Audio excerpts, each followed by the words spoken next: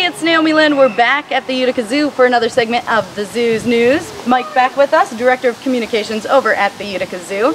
Now, I've got a question that a listener submitted. We allow listeners to ask questions about the Utica Zoo, upcoming events, animals at the zoo, and things like that, right from our website. And we got this question in. This was from Suzanne, from Utica.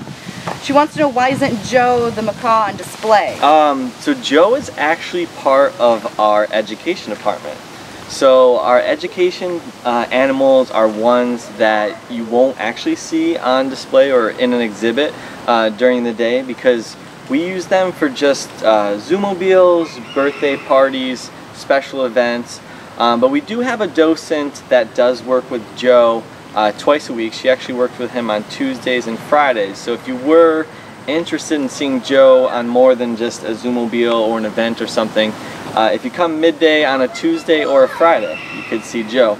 But we have, like, I think it's about over 30 species of animals that you won't actually see. They're behind the scenes. Really? They need a little, I guess what you call rest and relaxation, because when they go out on a zoomobile or at a birthday party, there's a lot of attention. You know, you can see a group of 20 or 30 people around them for a couple hours. They need that break from people. So when they come back to the zoo, they're actually behind the scenes. And if you've been to the zoo lately, we actually have what's called our isnt Education Center, and we're rebuilding that whole building. So we're actually going to have more room for education animals, and there's actually going to be a few windows in that where you can actually get a sneak peek of animals, so they won't be completely behind the scenes in this new building, so you get some sneak peeks in the new isnt Education Center. So if you do want to see Joe, you said Tuesday and Friday? Tuesdays and Fridays we do have a docent that comes and works with Joe,